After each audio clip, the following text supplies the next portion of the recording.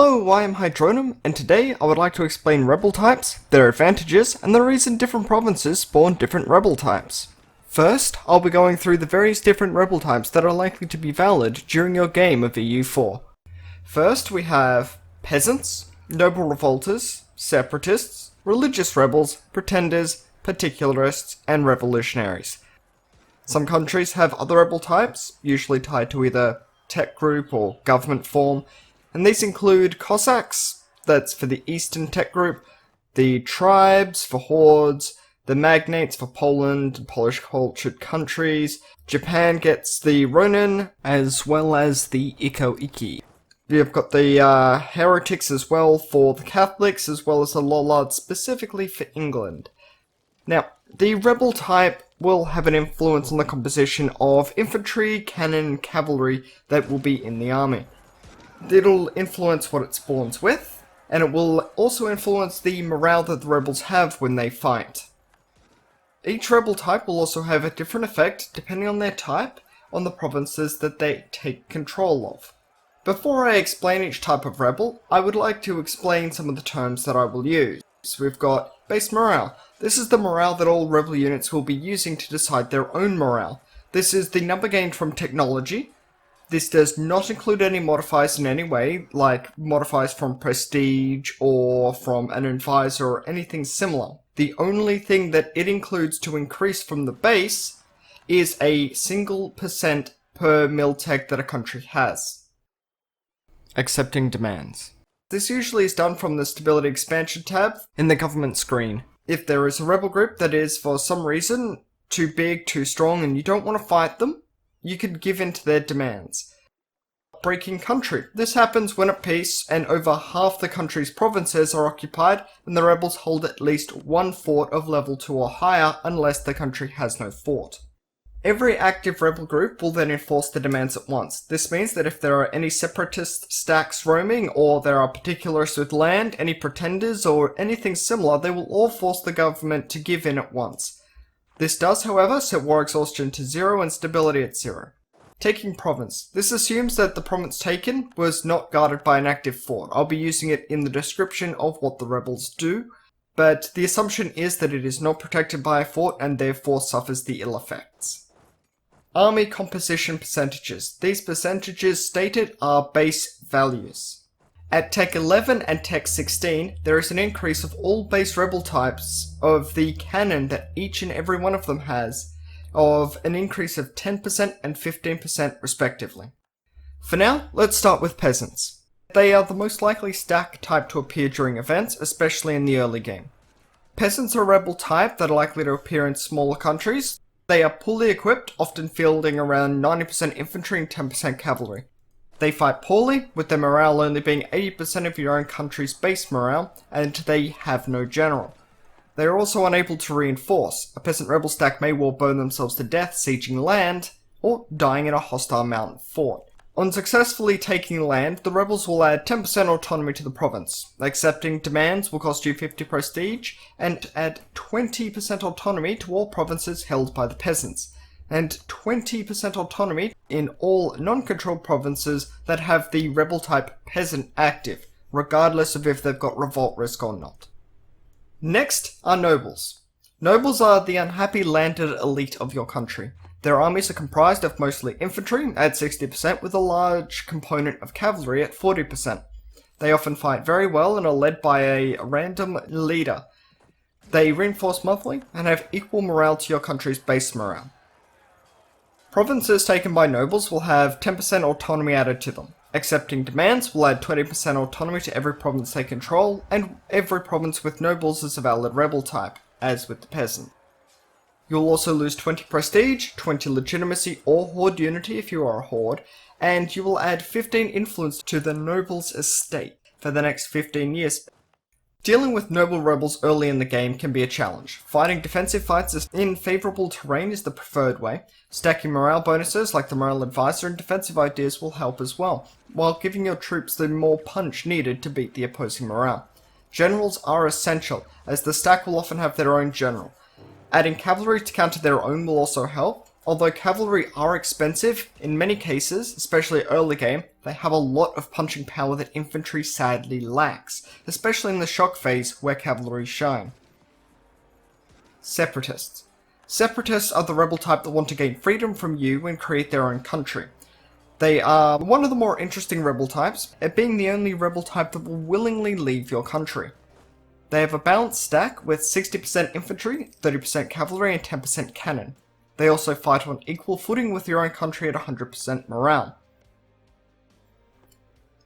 The rebel type requires land that you own to have separatism and/or the culture not be accepted. The province taken by these rebels will add 10 years of separatism, which is +5 revolt risk to the province, and if the rebels of a country does not have a core there, they will add a core to it. Giving in to the rebel demands, it gives all of the lands that the rebels have a core on, which is within your nation, to the rebels as a free country. Giving in to these rebels from the Stability Expansion tab is almost never a good idea, because a province that is a territory and not a state will immediately lose any core that they have on them. And that means any provinces that you are midway through coring, you will lose every invested point in that. Giving in to the rebels will also cost you 10 prestige. Separatists can be dealt with in many ways. The troops are based on the country they wish to defect to, not your own, unless the country does not exist, in which case it will inherit your own country's stats. This means separatists from countries behind in Miltech are easier to deal with. It also means the countries that are ahead of you may have rebels that you are incapable of dealing with on equal terms. These rebels are often dealt with like you would noble rebels, stacking morale and getting extra numbers and more cavalry to deal more damage. I will have more advanced tactics for separatists later. Religious rebels. These are the rebels that want you and your country to follow their faith and will raid and pillage and force convert your land to do it. They have 70% infantry and 30% cavalry, but fight with more zeal than your own army, 110% base morale, making them very deadly if you're not ready for them. These rebels will be valid in lands you have cores on, but little to no separatism, and follow a different religion to the religion of your own country, or has been recently converted. These rebels will force convert provinces that do not follow a rebel's own religion. They will drop 40% local manpower, minus 33% local tax modifier, and +2 unrest for 2 years in the province that they force convert. Accepting the demands of these rebels will differ depending on the religious circumstance of your country. If more than 50% of the development of a country is that of the rebel type's religion, by giving in to them you can change to that religion for the cost of 50 prestige, 20% local autonomy in all provinces held by the rebels, and of that valid rebel type. If less than 50% of your country is of the rebels' religion, you can accept demands, assuming they are within the same religious group, for instance, Protestant Catholic, the Christian religion group. If you accept those demands, you'll add 20% autonomy to all rebel-controlled provinces, 20% autonomy to all provinces that the rebel type is valid in, and you will also receive a nationwide penalty, which will give you -1 missionary strength, +4 heathen tolerance, and -2 tolerance of the true faith. You'll accept the heathens a lot more, but you will accept those who follow the true faith a lot less. These rebels, like said, fight very well. Crushing these rebels with superior numbers is often the main way to deal with them. Also adding in anything to boost your own morale is a must. They are slightly stronger separatists and should be treated with respect. Pretenders. Rebels with a claim to the throne. These are some of the hardest to kill rebels in the game, but also come with some interesting techniques to deal with. Often spawned in smaller numbers at the crowning of new low to medium claim ruler, they are half infantry, 40% cavalry, and have 10% backup cannon. They are also led initially by the pretender, and roll the stats appropriately, i.e. if pretender has a very high military stat, it will influence the role of the general that will come forward. Killing the general of this stack will not destroy the pretenders, nor will it force the pretender stack to give in. The pretender will continue to live on regardless of whether or not he survives on the battlefield. These pretenders have 125% base morale, making them the most dangerous rebels to deal with. If you enter unprepared, a pretender stack will flatten you. The Pretenders have no effect on provinces that they take, giving you time to assemble a force and to deal with them without causing lasting damage to your country. These rebels will never negotiate. They either win or they die. Dealing with the rebels requires a superior force. They can retreat from a battle, they can regroup, they can reinforce. They are best dealt with by massing troops far in excess of their numbers and pushing the advantage once a battle is won to hit and kill them before their morale recovers. Fighting these battles will often cause you a large number of losses, and you may lose an equal force battle in favourable terrain because of the huge advantage that the morale gives them. Go in with more, or don't go in at all. Particularists. These are rebels with no particular aim. They're some of the poorest fighting rebels a country will have to deal with, and are usually become valid after a country expands significantly in size, or by revoking provinces that the merchants control. Often spawning in large but unruly stacks, they come equipped with 70% infantry, 30% cavalry, and a general, but they only fight at 75% morale. The rebels will add 10% autonomy to a province on capture, but if they're actually successful in a revolt, they will add 30% autonomy to every controlled and valid province, take 20 of your prestige, and will give the merchant estate 15 influence for 15 years. These rebels suffer badly from their lack of morale. However, they can retreat, they can reinforce, and are often left by a general, and often spawn in quite large numbers. Armies of equal size will often beat an army of particularists, and even smaller armies can be successful. Revolutionaries. These are often late-game rebels that want to change the country from what is often a monarchy to that of a republic. Very useful for becoming the target of the revolution when in the revolution disaster. These rebels are 60% infantry, 30% cavalry, and 10% cannon, and they fight at 110% morale. By the late point of the game that these rebels appear, the extra morale isn't often that much at all. When these rebels take land, they do not harm it in any way. When the capital is taken, when also in the revolution disaster, the entire country changes to the Revolutionary Republic, which is the Grand Republic, plus become the revolution target. If the rebels are successful otherwise, they will take 50 prestige, change the government type to a constitutional republic, change the ruler to a leader of the rebels, and will transfer control of the rebels' stack up to the nation's force limit to the country. To deal with the rebels, fight with extra men in favourable terrain, stack a bit of extra morale, but by late game these rebels shouldn't be a problem for a country that is mostly stable. For now, I will not be going into detail on the rebels that are specific to many countries, but as a quick overview, you've got the Cossacks for the Eastern Tech Group. They will, when successful, create a new country unrelated to any tag that already exists. Heretics, only applicable in Catholic countries. The Lollards fall into this, which is England's specific one, but they just increase autonomy and unrest and cause the religious violence modifier. Polish magnates, Polish cultured countries only. It will change the government type to elective monarchy. Iko-Iki, the Japanese culture only rebels. These are peasants with more horses. They can also change government type to one that is more favourable to the Ikos, which is usually a monarchy. Ronin, Japanese culture only, weaker pretenders that spawn without generals. Tribes, horde only, it's their only estate, they're like the nobles, but they get less morale. Dealing with rebels. Fighting rebels is something you're going to be doing a lot throughout EU4. It is important to learn what the rebels do and do not get from the person they revolt from. Rebels do get all of the discipline, including the discipline from advisors and monarchs. This may seem strange to be fighting Prussian disciplined peasants, but that is how it is. Rebels also use the unit type that the country has the day that they spawn. This means that it can be useful to take into a new, better unit just after the rebels pop for a slight advantage over them. Rebels do not gain the country's morale bonuses at all. The advisor, 15% morale from defensive ideas, extra morale from national ideas, power projection, prestige. It all stacks up as an advantage against the rebels. However, this can also mean if you have exceedingly low prestige, you may fight worse than most of the rebels that will pop, which is a danger you need to keep in mind. Rebels do not gain combat ability.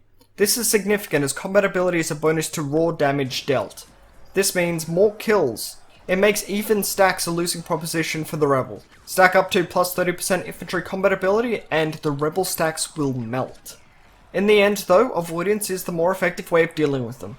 For this, you'll want to stack bonuses like tolerance to the true faith from religious ideas, lowered revolt risk and lowered nationalism from humanism ideas. Humanism is by far the easiest way to stop rebels, and will save you an insane amount of money over time.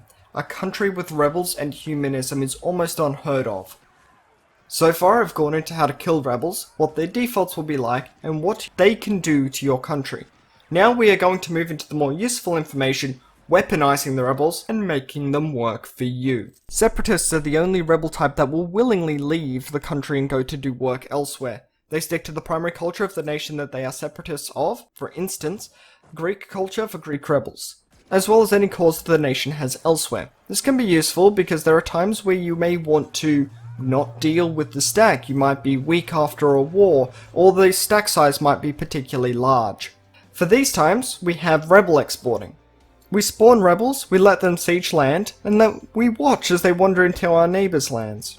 Exporting rebels into enclaves of enemies can also be devastating for them. If you hold off on giving them access, you can have the separatists walk from your land into theirs. Then they can siege down their land, and being unable to unsiege it, will cause a new nation to pop out. This tactic does come with a lot of risks. The rebels might decide that running around in your land is far more important to them. They might be too big for your enemies, and the enemy might just avoid them until they come back to you. However, if they are a good size, you can weaken a rival who fights them, you can have a new country pop from inside them, or you could even stack wipe the whole enemy army, costing them a lot of gold. Things to keep in mind when exporting. The tactics and the discipline is your discipline and tactics, unless the rebelling country exists. Being head of the rebel importer in tech, or even grabbing an extra 5% discipline from an advisor, can be devastating to the enemy. Morale usually isn't the deciding factor in these fights. Pretenders. Pretenders are both a blessing and a curse. They are another role on a king that you have the choice to let live or die. When dealing with pretenders, always check their stats before attacking. If you have a 666 king though, odds are very low that they would have a king that would interest you. If you have a 103 though, it might be worth a look. I have had a 666 pretender during my Najd Jihad to replace my 101. It was a massive power swing. A pretender will also always come to the throne between the age of 18 and 25. Because of this, they will be young. It might be worth offloading a good king and switching to a not quite as good but better than your heir pretender, who can then rule the country for a decent length of time. Another advantage to letting pretenders win is that you receive their army up to your force limit when the pretender's in force. This is a great way to replace mercs that you've been dealing with for a while but haven't been wanting to get rid of because you've needed the force up and you don't have the manpower to specifically replace them immediately. The third advantage is that pretenders do no damage to the provinces that they take. If you want to collapse to rebels, to remove the war exhaustion, and to set stability to 0, pretenders are fantastic for that. The downside to all of this is that you must let pretenders win, since you cannot just accept them. To win, they need to hold more than 50% of your provinces, or hold the capital for a few years. This can make trying to herd the rebels to the capital a skill in and of itself. Religious rebels. Religious rebels are interesting. In the past they used to be more powerful as a tool in your own toolbox, but some minor changes have stopped that. Religious rebels convert provinces they take, assuming they are not protected by an active fort. The exception is when the rebels are that of your own religion. It was changed a long while ago to prevent people from spawning rebels of their own religion and having them siege everything down. However, if you are not of the religion you want to be, having rebels of the religion you want wandering around your own country converting provinces to their beliefs can be amazingly powerful. Being able to become fully Catholic as the Mamelukes, and being able to get easier alliances and bring the potential for personal unions and royal marriages is not something to sneeze at. It's not just going Catholic. You can also become, say, Sunni as Prussia for an extra 10% morale on top of your already insane Space Marines. It gives you flexibility. Of course, there is an exception. You cannot become pagan or a pagan derivative through this method. To do that, you must bankrupt as a one-province minor with the pagan as the religion in that province. It's the only way to become pagan having been any other religion. Landmines. This is a tactic that can turn the tide of a very close war. It turns a single province into a small, hostile army with your tactics level. It's very simple. Rebels spawn when you revoke land from a disloyal estate. Let the army be locked into going into a province with a disloyal estate. Revoke the estate. Boom! You now have a small army defending against hostile aggression. Depending on the type of estate you revoke from, will change the type of rebels that will appear. Usually you will be getting particularists unless you revoke from the nobles, in which case you will be getting noble rebels. Unless you revoke from the dhimmi, or the hordes, in which case you will get religion rebels of the province that you are revoking from, or horde rebels respectively. Often, these rebels are not expected to win the fight, as often they will be running with less morale than you have. They are expected to maim, not kill. You can use a small stack to injure or eliminate a small enemy, but it's best used to hold somebody into position while your army sweeps through, and that also allows you to injure them, lower their morale, which will make a stack wipe easier and more likely. Rebel infighting. Not all rebels get along. As such, many fight. This often means you'll only need to deal with one weakened army instead of two after the fight. There's often something that happens by accident, but nonetheless, you can use the landmines above to force it. Revolutionaries. As I said before, these guys can give you one of the best governments in the game, the Revolutionary Republic. It's more of an endgame thing, useful to keep in mind. You must be in the revolution disaster for this to work, however, do not forget that. That should cover the basics and some of the more advanced tactics of relating to rebels. I am Hydronum, and if you found this video useful, please feel free to share it. Likes and comments are appreciated, but please, if you've got more questions, or if I'm wrong in some area, let me know below. Thanks for watching.